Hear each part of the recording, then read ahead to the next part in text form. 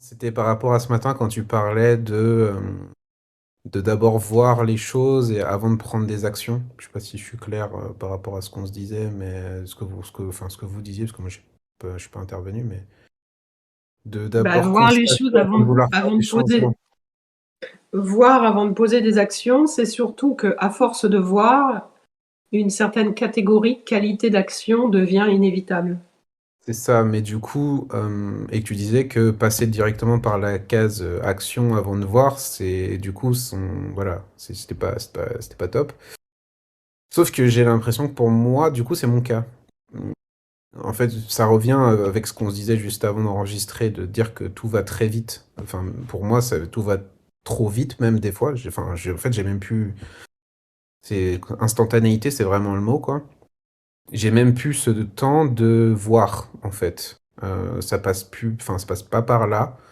Tu vois, ça va être du constat plutôt que voir avant de faire l'action. J'ai les actions qui se mettent en place. Enfin, je vois que je fais des choses. Non, je vois pas, c'est pas le bon mot, mais je fais des choses et quelques jours après ou quelques heures après, je constate des actions que j'ai effectuées et qui ont vraiment fait des changements dans ma vie en fait. Hmm. Donc j'ai l'impression de squeezer une étape et du coup je me dis par rapport à ce que tu as dit ce matin, c'est peut-être pas ouf quoi du coup. Bah, si, si les résultats sont ce que tu pouvais espérer de meilleur, t'as pas Oui, trop d'intérêt à vouloir modifier le système. Si les résultats sont tendancieux, c'est-à-dire que t'es pas sûr que si t'avais pas pris le temps de te poser, juste te poser en fait, tu vois, euh, les actions auraient été différentes. Bon, bah là, ça se questionne en fait. ok. L'automatisme, il est OK quand tu es complètement aligné. C'est-à-dire que, par exemple, quelqu'un comme moi, on fonctionne en automatisme quasiment tout le temps, mais c'est un automatisme lucide. C'est-à-dire qu'on est là et hop, ça se fait. De la même façon que quand on a une dextérité manuelle pour quelque chose, en fait. On n'a plus besoin d'être là, attentif, de faire attention. Regardez les petits enfants quand ils font du dessin, du coloriage, qu'on leur dit fais attention, il faut que tu apprennes à pas dépasser. Ils sont concentrés, ils font très attention, puis ça déborde quand même, parce qu'ils doivent contrôler tout leur système musculaire et tout ça. Et puis, il y a nous en tant qu'adultes, et quand on fait un coloriage, on n'a pas besoin d'être super attentif en fait. Naturellement, on sait les contours, ça se respecte et tout ça. Ben là, c'est pareil. À un moment donné, on est là, on est présent, et puis ça s'enchaîne. Mais comme on est vraiment calé, vraiment centré, en fait, l'énergie qui se déploie, c'est l'énergie qui est la nôtre, la vraie, la bonne. Donc quand cette énergie-là, elle arrive à couler dans le réel, dans la réalité, elle impacte tout et elle attire les résonances qui correspondent à l'être et plus les résonances qui correspondent au mental et à un système égotique qui est archaïque en fait, qui est imbriqué avec nos mémoires, nos conflits, nos non résolus, multidimensions, tout ce qu'on voudra bien en fait. Plus on est aligné, moins on a besoin d'être à la surveillance de ce qu'on fait en fait, pour être sûr que ce soit le meilleur des choix. Parce qu'on est aligné, donc vibratoirement, c'est ce que tu disais, vous disiez, on attire ce qui nous correspond. Donc on n'a quasiment plus rien à rejeter en fait, on prend tout. Simplement, il y a des sujets sur lesquels on doit rester super vigilant parce que pendant très longtemps, il nous reste des scories et les scories, elles vont se présenter de façon ponctuelle, pas de façon régulière. On ne va pas être sollicité tous les jours de façon parcimonieuse qu'il y aura un dossier ouvert et ce dossier ouvert, bah, de temps en temps, il faut aller mettre le nez dedans, quoi. C'est tout, en fait. Mais de façon régulière, on est dans un flux naturel. J'appellerais comme ça, en fait. C'est un flux naturel. Si tu sens que t'es pas présent du tout, c'est-à-dire que tu retombes dans la boucle inconsciente avec toutes les contradictions, toutes les inquiétudes qui vont de pair avec la boucle de l'inconscient. Dans ces cas-là, il faut faire un travail de présence. En gros, si les résultats sont pas complètement satisfaisants, c'est que ça manque de présence, ça manque de clarté en fait, ça manque de l'énergie qui est celle de la source, de l'être, la vraie, celle qu'on veut vraiment mettre en mouvement en fait.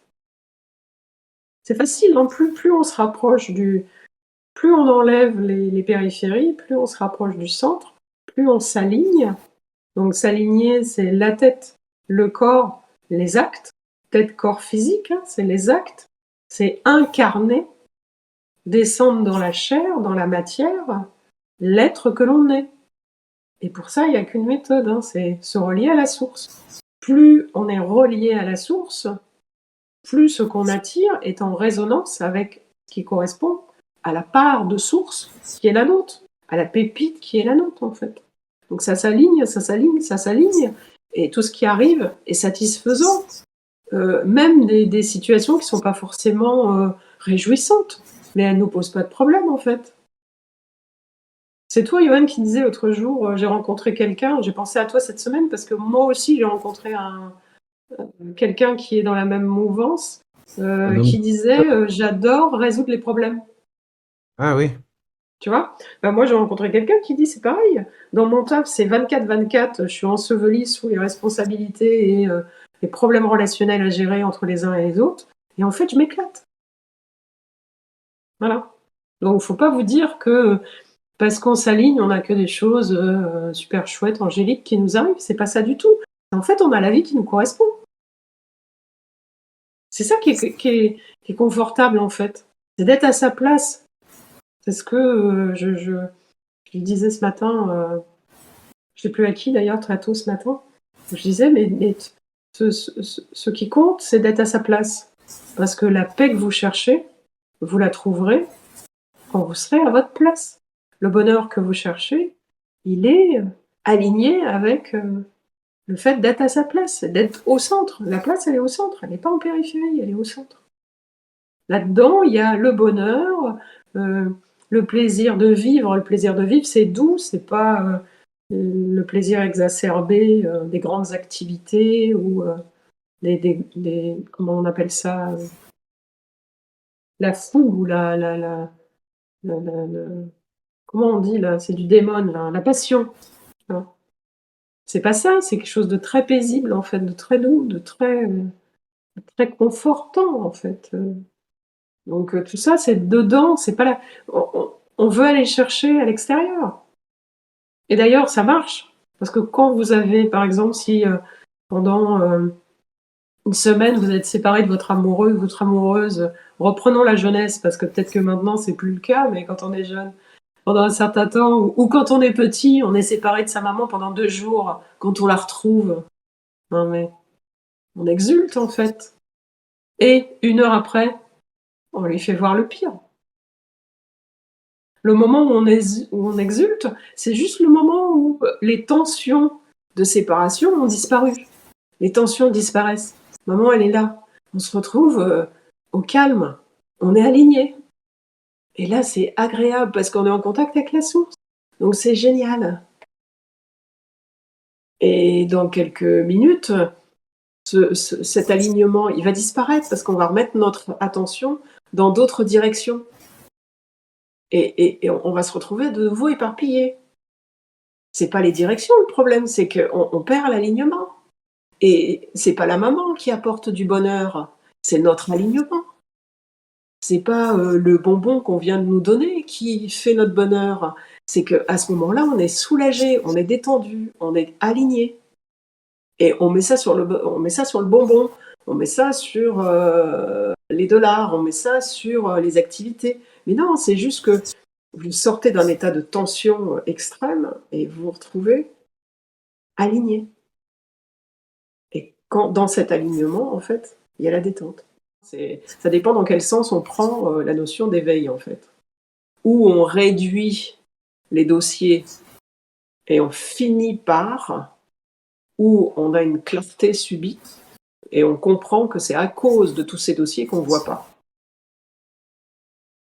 Donc, là, vous êtes plus globalement dans une démarche de on prend les dossiers les uns après les autres, on solutionne, et de plus en plus, on est conscient, on est conscient, on est conscient, on est conscient. Par exemple, là, dans la semaine qui vient, tous les jours, vous allez pendant une demi-heure sortir à l'extérieur, en solo, complètement libre, et vous allez vous asseoir quelque part et faire l'exercice dont on a parlé ce matin. Voilà.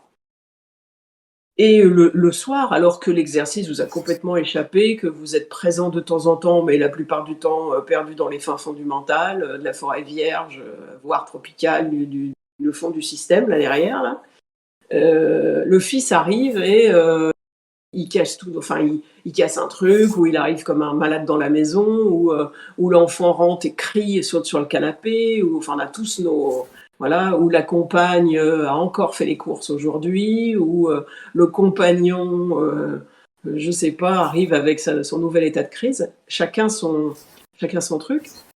Et là, bizarrement, vous allez vous voir rester cool et sourire. Et vous allez vous dire, mais qu'est-ce qui se passe? C'est pas comme ça que je fais d'habitude. En fait, ça, ce sera le résultat des 3-4 jours de travail que vous aurez fait, de conscience, dans votre coin, sur aucun sujet, que notre but, c'est de travailler d'abord sur aucun sujet, mais ça va payer, parce qu'au moment où vous en avez le plus besoin, cette conscience, elle va vous être restituée, en fait. Et ça correspond à des engagements dans le subtil. C'est-à-dire que plus dans le subtil, on sent que c'est la direction que vous prenez, plus on sent que c'est des décisions profondes, c'est des besoins profonds, plus ils vont trafiquer les tuyaux, pour parler simplement en fait. C'est des canaux, et c'est des canaux de communication, et plus ça va aller, plus ils vont aller chercher l'ouverture pour vous faciliter les relations, ou pour vous faciliter physiquement, ou pour vous faciliter émotionnellement, ils vont toujours trouver un angle pour vous faciliter la vie. Et ça, c'est juste le résultat de plus de conscience, en fait, que la méditation que vous faites le matin, les bénéfices, c'est qu'en fait, dans votre boulot, le patron sera plus cool, ou les choses se passeront différemment en famille, et effectivement, vous direz, mais pourtant, à ce moment-là, je n'étais pas plus conscient que d'habitude, mais plutôt que de lui dire, ou plutôt que de lui crier dessus, par exemple, j'ai rien dit. Et ça a tout changé, en fait. Mais je l'ai même pas fait exprès, en fait. C'est fait tout seul. Ben oui, ça, c'est le résultat quand même d'un travail. Faut pas se dire que c'est juste, c'est le hasard, quoi. Non, non, ça paye, mais ça paye parfois de façon détournée. Voilà.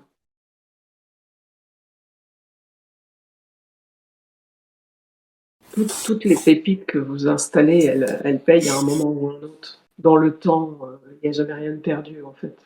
Ça vous revient toujours. Le tout, c'est d'arriver à se mettre en route, en fait. Essayez de trouver, ça devrait être assez facile, un sujet du moment qui vous met en colère, qui vous irrite, qui vous exaspère, qui vous fait sortir de vos gonds. Le truc qui m'est venu quand tu l'as dit, c'est ce qui me rend le plus, ce qui me pompe le plus d'énergie en ce moment, c'est mon incapacité à prendre soin de ma maison. Après, j'ai changé, je fais ah non, à prendre soin de mon intérieur. C'est le truc qui me. Alors, ça me met pas en colère, hein, juste ça me vide. Ok, donc la phrase, c'est quoi?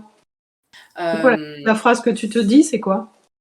Je ne supporte plus mon incapacité à ne pas prendre soin de ma maison. Est-ce que tu supportes plus la capacité, ou tu supportes plus le fait de ne pas prendre soin de ta maison? Je supporte plus l'état de ma maison. Ah. Et de mon intérieur.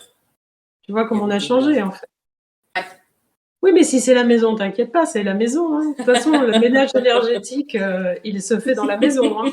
Je plains tous les gens qui ont des femmes de ménage et qui ne s'occupent plus du tout de leur maison, parce qu'en fait, c'est contre-productif, puisque c'est comme ça qu'on nettoie. Alors elles sont spécialisées, hein, c'est des énergéticiennes naturelles, on va dire, mais ça ne sert pas nos intérêts à nous, par contre. Donc, je supporte plus l'état de ma maison. Ok? Eh ben, l'exercice est facile, et je vous encourage vivement à le faire avec tous les trucs qui vont vous poser problème dans le mois à venir. C'est à réduire un maximum la phrase, à pas mettre deux choses dedans. À savoir, là, on avait la propreté de la maison que je supporte plus et ne pas avoir le courage de m'y mettre. C'est pour ça que j'ai demandé à réduire pour avoir qu'un élément. D'accord ? Donc, si tu fais tourner l'élément au niveau de la pensée, enfin, si tu le mets au niveau de la pensée, c'est ce qui se passe. C'est ce qui se passe, tu y penses. Ouais. D'accord ? Corporellement, ça produit quoi ? Une chape de plomb sur les épaules. Voilà, chape de plomb sur les épaules. Ok, ça, c'est le résultat physique. Et donc, ça te pousse à faire quoi ? Encore moins. Voilà, vous avez compris. Pas l'énergie d'y aller. Système parfait, en fait. Le système est bouclé. Donc, en fait, je vais me dire, j'en ai marre de cette maison dans cet état-là. Cette pensée va créer un état émotionnel. C'est-à-dire, j'en ai tellement marre, je suis épuisée, ça me pèse. Et comme ça me pèse, je vais rien faire. Voilà. Ben, vous avez là le déroulement parfait du système en lui-même. Voilà comment il marche. Voilà. Ok. Là, c'est vraiment l'exemple le plus simple, en fait, qu'on puisse trouver. Hein. Là, c'est parfait, en fait. Donc, une fois que tu as vu ça, moi, je vais vous dire ce qui se pose dans la réalité comme problème. C'est comme on ne connaît pas le système, c'est-à-dire qu'on ne sait pas comment ça marche, ben, on va se dire, il faut que je me bouge. La première strate sur laquelle on va essayer d'agir, c'est la strate physique. Donc, on va sentir cette chape de plomb, mais on va quand même se bouger pour s'occuper de la maison. Donc, on va finir par solliciter de l'énergie qu'on n'a pas. Donc, on va se bouger. On va quand même entretenir la maison. Ça va créer de la souffrance pour le système physiquement. Le système émotionnel, lui, on va pas en parler, hein, parce que sous la contrainte du système physique, il va augmenter aussi son degré de perception et donc son degré de souffrance. Parce que lui, le but, c'est que vous sentiez qu'en fait, il y a cette chape de plomb qui vous pèse. Donc le degré va augmenter, donc vous allez vous sentir encore plus fatigué, et donc encore moins productive, parce que l'idée, c'est de vous ramener à la base, à l'idée initiale qui dit « je supporte plus cette maison dans cet état-là ». Donc tous les moyens vont être bons pour vous ramener à la fatalité de l'idée initiale. L'idée initiale, c'est celle qui crée le personnage dans lequel vous habitez, hein. Enfin, que vous exprimez, on va dire. Donc l'idée, c'est de regarder cette phrase de base, d'accepter sa présence, c'est l'observateur, hein. C'est regarder la phrase de base, accepter la présence, et la laisser là où elle est. Ne pas la descendre dans le système émotionnel. Déjà, prends-la comme elle est, observe-la comme elle est, tu vas voir que le poids que tu ressens va commencer à s'amenuiser au fur et à mesure. Mais ce qui est contre-productif, c'est de se mettre à faire du ménage. C'est-à-dire de répondre à la sollicitation de la pensée. Parce que la pensée est là pour dire tu n'aimes pas ça, tu n'aimes pas ça, tu n'aimes pas ça, tu n'aimes pas ça. Le boulot du mental, c'est de vous dire regarde, je te fais la liste de tout ce que tu n'aimes pas.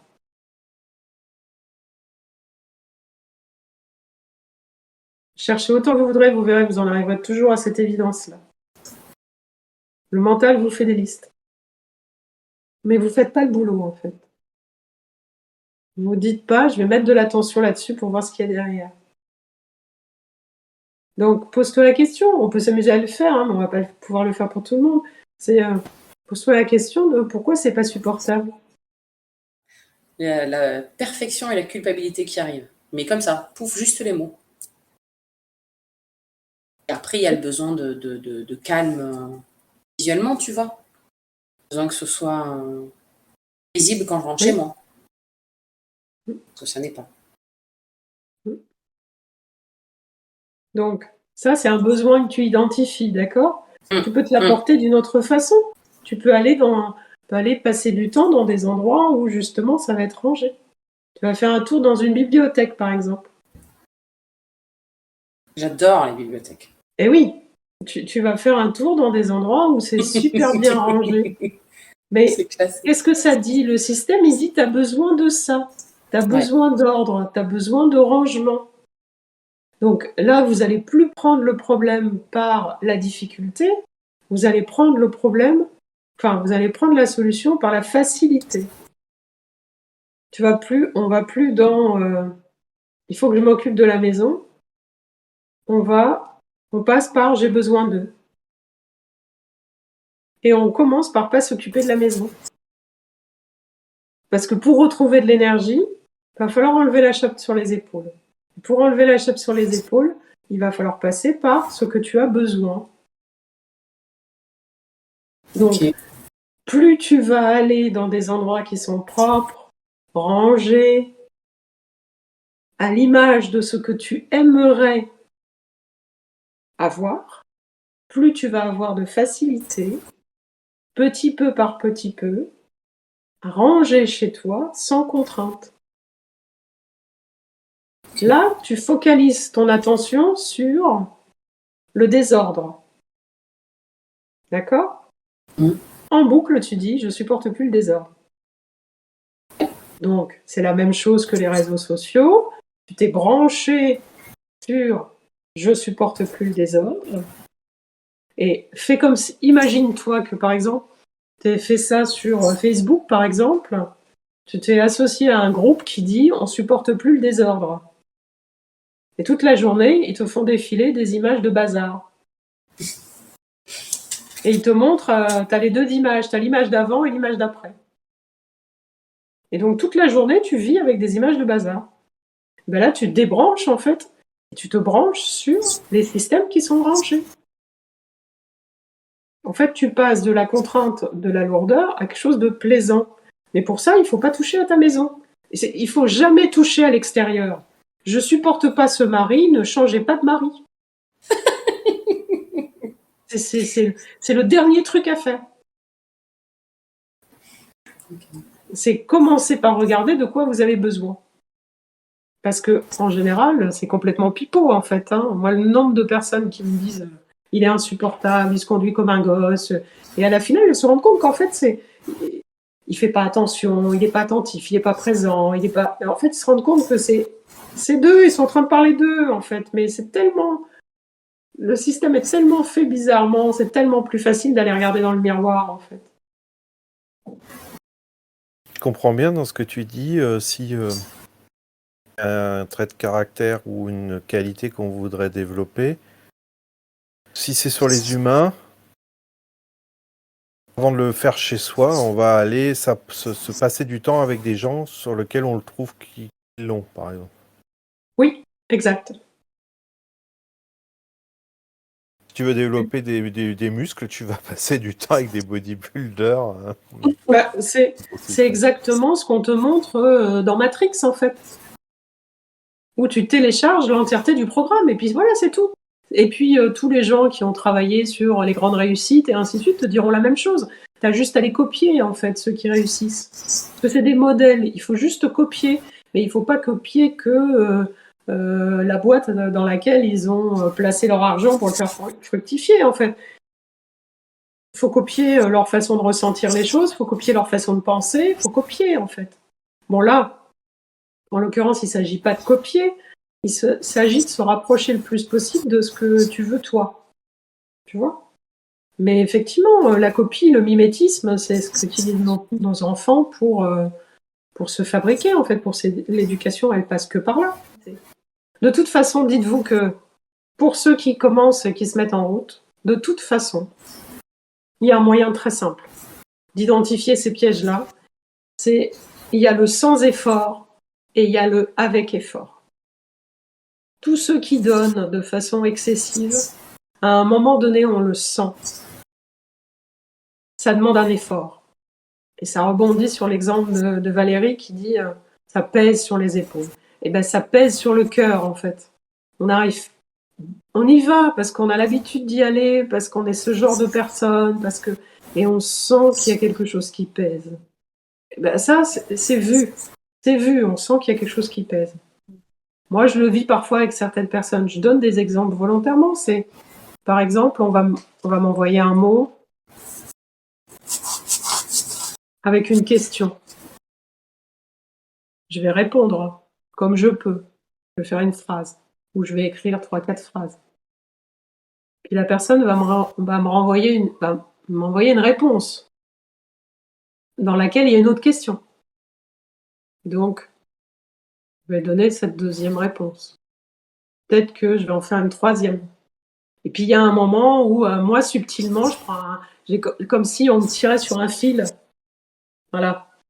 Et là, je sais que j'ai plutôt intérêt à m'arrêter parce que je suis en train de dépasser une limite autorisée. On le vit tous, ce truc-là. On le vit tous. Si ce n'est dans nos communications avec les autres ou avec notre famille, où on fait ça, puis on fait ça, puis on fait ça, puis là, ça y est, ça devrait s'arrêter, mais quand même, on fait ça, et puis on fait ça, puis on fait ça. Au niveau boulot, c'est colossal. On part pour une discussion qui doit durer une demi-heure, on explique quelque chose à quelqu'un, on finit, on est à 3/4 d'heure, comme si ça ne suffisait pas, finalement, ça dure 1 heure et demie. Alors que nous, déjà, au bout d'une demi-heure, on n'en pouvait plus. Tout ça, il faut le voir, en fait, pour que ça s'arrête, pour pouvoir mettre la main dessus. Bon, si vous avez compris le processus, c'est largement suffisant. Vous voulez un autre exemple? Ouais. Ou c'est bon? Je veux bien plus sur les personnes, par contre. Alors, vas-y, donne-moi un... Alors, je trouve que les gens professionnellement ne sont pas à leur place. Donc ça se traduit sur du détail avec... Ah non, non, non, ça ne se traduit pas sur du détail. Prends-moi cette phrase-là. Et affine-la. Essaye d'affiner ta phrase. Je vois pas comment je peux la réduire, non? Oui, essaie de la réduire si tu veux. Je peux pas faire plus court, en fait. J'ai Tu peux déjà pas fait. faire plus court. Les gens sont pas à leur place? Au niveau professionnel, je suis dans la vision professionnelle du truc. Oui, mais alors tu étales cette vision comme une généralité ou c'est dans ta boîte, les gens sont pas à leur place? Dans mon cadre pro à moi. Ah, donc dans mon cadre professionnel à moi, les gens sont pas à leur place. Ok. Qu'est-ce que ça provoque chez toi? Eh ben, ça provoque d'essayer de remettre à leur Non, place. ça, t'as raté l'entre-deux. Qu'est-ce que tu ressens? Je ressens. Ça m'énerve, ils sont pas alors. Ça m'énerve. Ça t'énerve. Ça me fait, Ils sont ça pas à me leur fait place et ça t'énerve. m'énerve parce que ça me fait m'agiter et ça me fatigue. D'accord. Donc, qu'est-ce que tu fais pour remédier à ça? Je sais pas, je fais rien justement, je me fatigue. Tu disais, j'essaie de les remettre à leur place. Oui, parce que si c'est des prestataires, je peux, mais pas pour des internes, par exemple. Ok. Donc, l'idéal pour toi, ce serait quoi? Avoir que des prestataires, par exemple. T'as un autre idéal? Qu'est-ce que tu cherches là-dedans, en fait? Le, le contentement pour toi, il serait où? Dans le fait que les gens soient à leur place, en fait. Peut-être de les mettre à leur place. Non, là, t'es dans le bas, là. T'es descendu dans c'est moi qui agis et donc je les mets à leur place. Tu peux, hein? Tu peux. Est-ce que ça va t'apporter un soulagement? Ce sera rangé, donc je serai soulagé, ouais. Ouais. Ok. Si tu identifies le besoin, quel est le besoin? Moi, le besoin, c'est besoin d'organisation, que ce soit clair, moins le bazar. Bon, je vais le prendre autrement. Tu as besoin de ressentir quoi? Qu'est-ce que tu veux ressentir? La fluidité, Ok. T'as autre chose? du calme, ralentissement.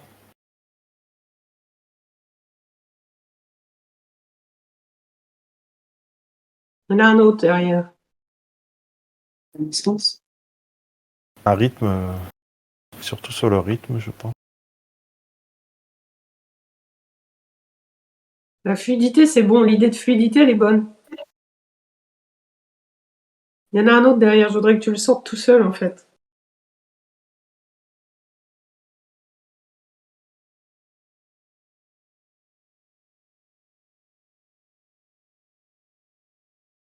Bon, je le donne. La cohérence. Ok. Il était enfoui, mais il était là cette semaine. Ok. Eh oui, forcément, je me doute. Donc, en fait, ton besoin de cohérence, il faut que tu trouves le moyen de le nourrir. Et tu vas le nourrir dans ta réalité à toi, dans ton quotidien à toi, d'être cohérent.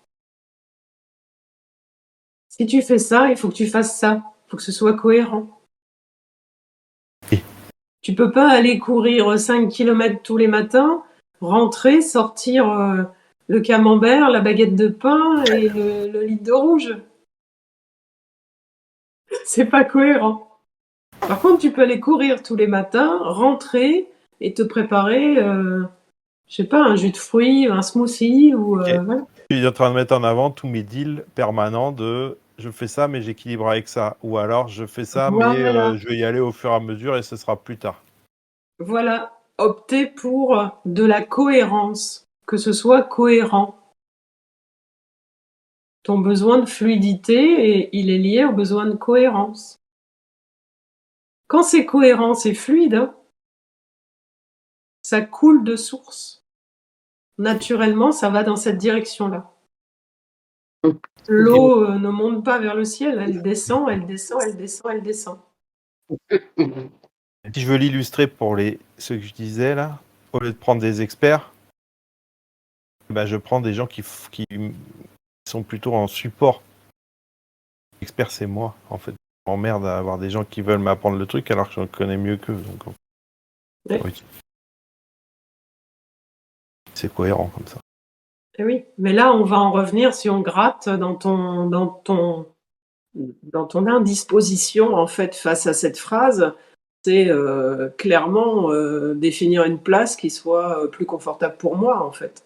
Tu vois, avant d'aller changer les autres de place, charité bien ordonnée. Ok, c'est en train de remettre de la cohérence d'ailleurs, tout ce que. Merci. Eh oui. Je sais pas si ça parle à d'autres. Si, Bah, c'est exactement ce que j'avais noté sur l'image du tigre.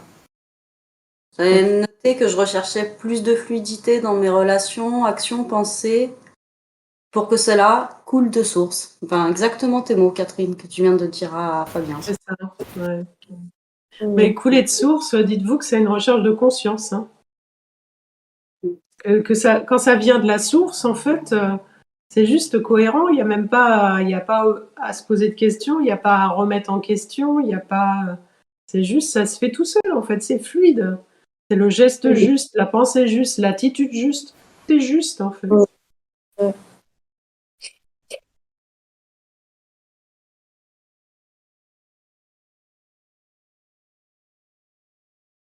La preuve qu'on est cohérent, c'est qu'on n'est pas préoccupé.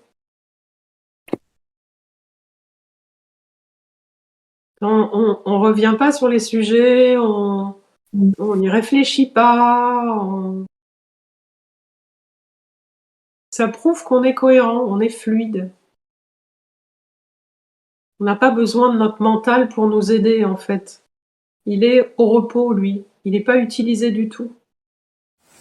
Tu comprends l'importance d'identifier ce besoin, en fait, parce qu'il n'y a que lui, en fait. C'est lui qui fait agir. C'est le besoin de propreté de Valérie qui l'a fait souffrir parce qu'elle n'arrive pas à se mettre en action. C'est le besoin de se sentir à sa place qui fait que Fabien bouscule tout dans tous les sens pour que tout soit fluide et se remette à sa place. Et la satisfaction, souvent, ce qui se passe, enfin parfois, ça, je vais pas dire souvent, mais parfois, ce qui se passe, c'est que, en fait, le besoin, il est pas vu. Il passe complètement inaperçu parce que dans notre vie humaine, on s'arrête pas sur le corps à ce niveau-là, en fait, de perception. Donc, on satisfait complètement ce besoin qui peut être, par exemple, un besoin d'intimité, par exemple, de complicité.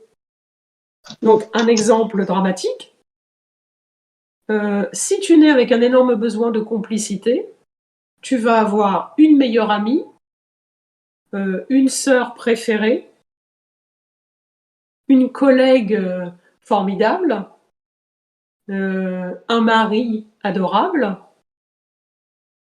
Le jour où ton besoin de complicité a complètement été nourri et qu'il n'est plus actif, tu vires la copine, le mari, le taf, et tu sais pas pourquoi. Donc en fait, ça revient à faire n'importe quoi, juste parce qu'il n'y a pas assez de conscience. Là. Parce que s'il y avait un peu plus de conscience, tu te dirais, bon bah effectivement, je n'ai plus besoin d'intimité, de complicité comme je l'avais il y a 5 ans en arrière, et donc je vais partager maintenant différemment. Voilà, j'ai besoin de plus de créativité, ou j'ai besoin de plus de dynamisme, et donc j'ai envie qu'on fasse des activités, j'ai envie... Mais souvent, ça passe inaperçu, ça, dans la vie des gens. Et c'est pour ça que ça fait des raz-de-marée.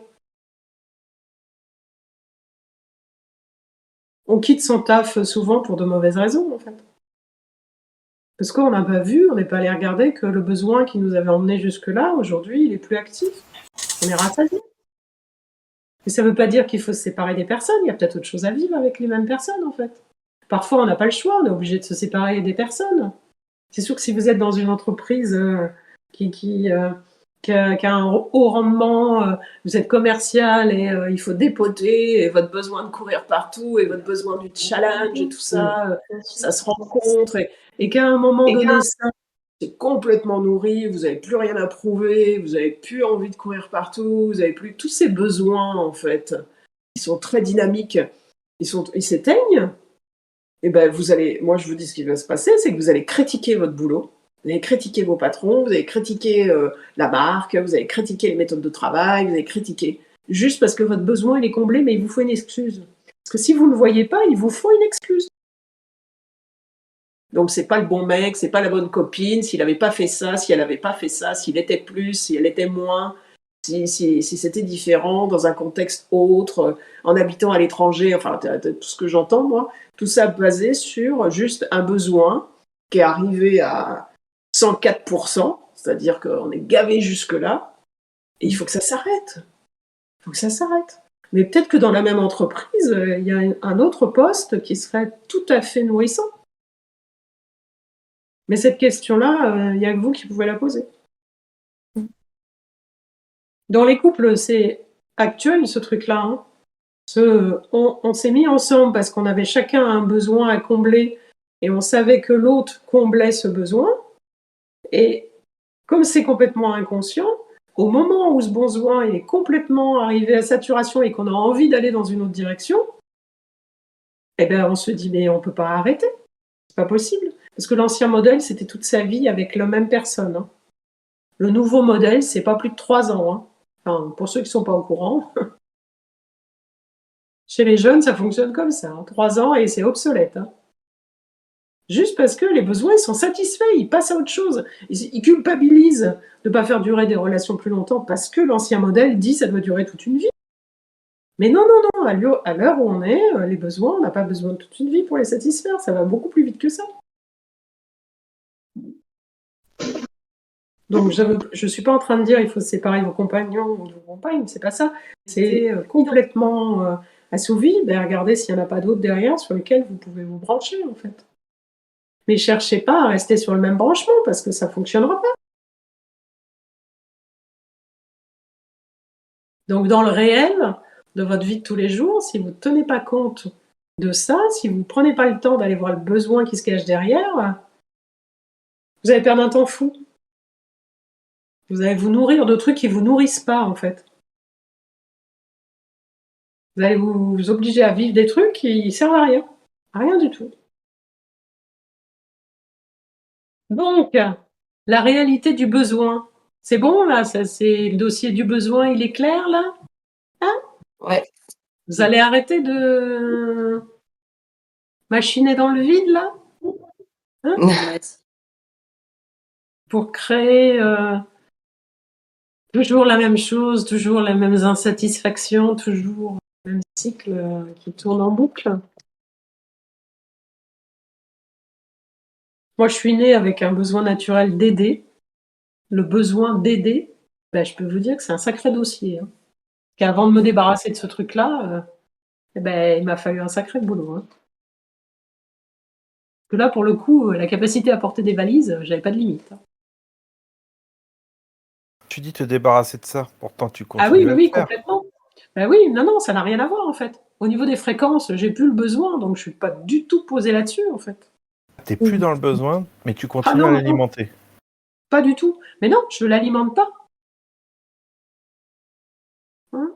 C'est le besoin de servir qui a pris le dessus.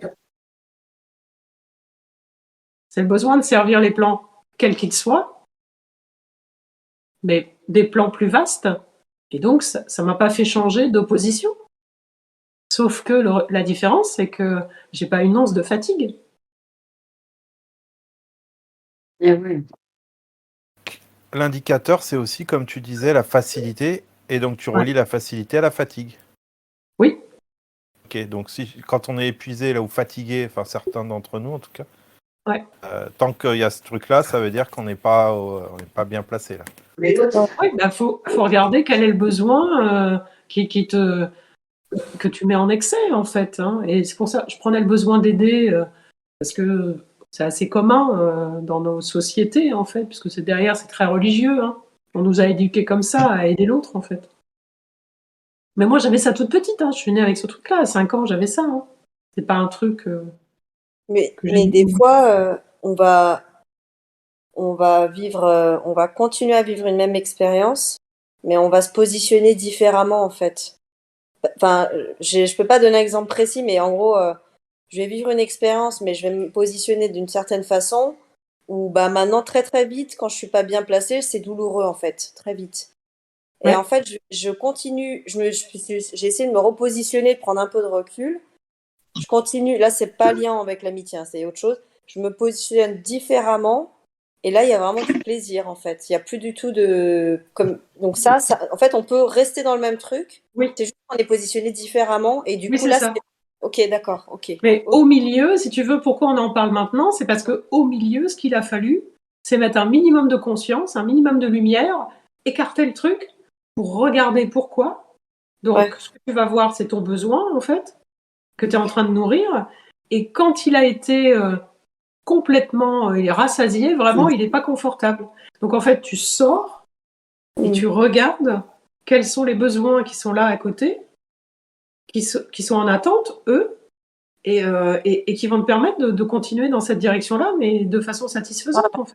Et qui, en plus, vont te faire grandir, parce que ça te fait mûrir, en fait. Ça peut t'apporter des aptitudes à certaines tâches, mais ça peut aussi te nourrir ta conscience, en fait. Ouais. Certaines personnes le vivent dans le sport. C'est le besoin de faire du sport, mais il y a une variante qui s'installe au niveau du sport. C'est-à-dire qu'au début, c'était des sports très intenses, et puis à la finale, ça se finit en yoga. Bah ça ça c'est un bon exemple ça part. Ben oui, parce que en fait, c'est Ouais. toujours là, physiquement, c'est Ouais. toujours un travail qui est là, Ouais. une satisfaction qui est là, mais par contre, l'intensité n'est plus la même. Et en plus, moi pour le coup là-dessus, c'est un bon exemple, c'était même pas le besoin de faire du sport, c'était le besoin de sentir mon corps. Enfin, il y avait un besoin de sensation du corps en fait. Hmm. Et donc qui s'exprime même par la danse, par marcher, par plein de choses en fait. C'était Oui, c'est juste. ça. Mais il Ouais. est nécessaire d'abord d'avoir conscientisé le Oui. besoin qui est là. Parce que lui, il n'est pas dans le mental, en fait. C'est-à-dire que le mental aura beau tourner en boucle dans tous les sens pour trouver des explications aux situations, il en trouvera pas parce qu'il est bloqué dans un système qui est le système du personnage. Donc le mental qui a été alimenté correspond à la nécessité de l'expérience de ce personnage. Vous doutez bien que quitter le personnage vous oblige à quitter la structure mentale qui façonne le personnage. Et vous ne pouvez pas faire ça L'éveil, c'est se décoller complètement. Et l'autre moyen qui conduit à l'éveil, c'est de se décoller progressivement. Donc là, la facilité accessible à tous, c'est de se décoller progressivement. Pour se décoller progressivement, il faut quitter le réseau de fonctionnement. Donc le réseau de fonctionnement, on le quitte quand on va voir ce qu'il y a en dessous, en fait. Donc, le mental met en place des stratégies pour pouvoir alimenter les besoins. Parce que les besoins vont faire perdurer le personnage.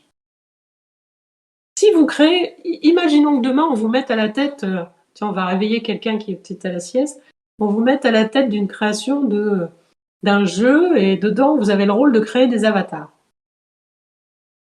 Si vous devez faire des liens énergétiques pour ces avatars, par exemple, on vous demande de créer un moine. Vous allez créer un moine, il va avoir certains besoins, votre moine.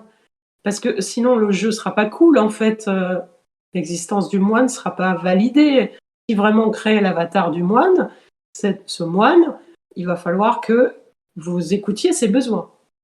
Donc, il va avoir besoin de prier. Il va avoir besoin de se nourrir de contemplation.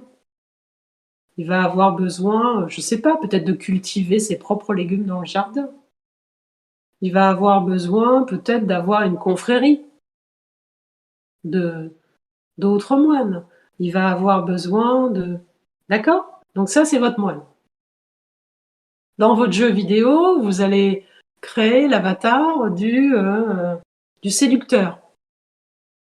Donc le séducteur, il va avoir besoin d'avoir des miroirs dans le jeu vidéo, parce que lui, il a besoin de se regarder, de vérifier son apparence. Il va avoir besoin, je sais pas, peut-être de magasins, parce qu'il a envie de se sentir beau, en fait. Il va avoir des besoins sexuels, qu'il n'y a pas forcément chez le moine.